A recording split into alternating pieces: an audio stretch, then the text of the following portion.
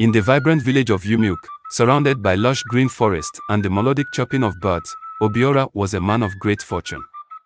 His yam barns were full, his goats multiplied by the season, and his compound stood majestic on the hill.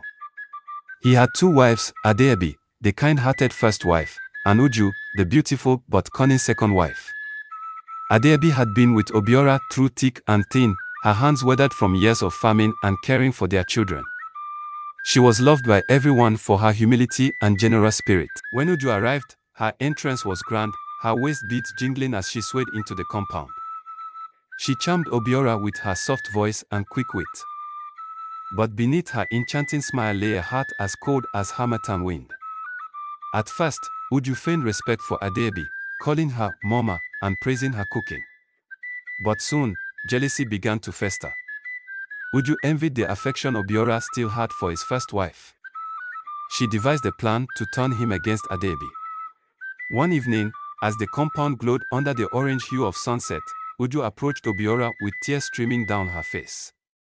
"Naani, I overheard Adeebi plotting with the herbalist to harm you and inherit your wealth," she lied. Shocked and enraged, Obiora confronted Adeebi. Despite her tearful denials, the seed of doubt had been planted. Not satisfied with mere suspicion, Uju took her schemes further.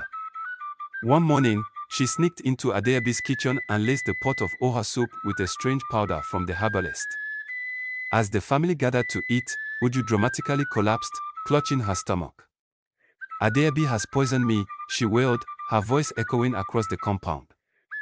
Chaos erupted. Villagers gathered, murmuring in disbelief.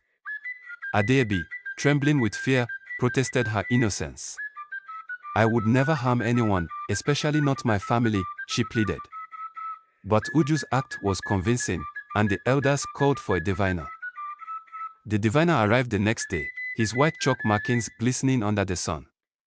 He cast his cowries and chanted incantations, his voice resonating with authority. After moments of silence, he pointed to Uju.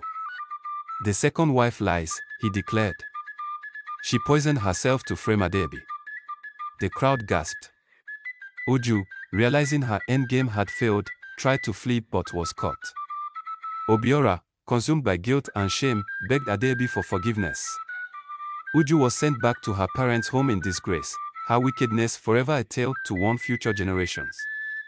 Peace returned to the compound, and Adeebi, with her forgiving heart, restored harmony. But the villagers never forgot the story of Uju, the wicked co-wife, whose jealousy nearly tore a family apart.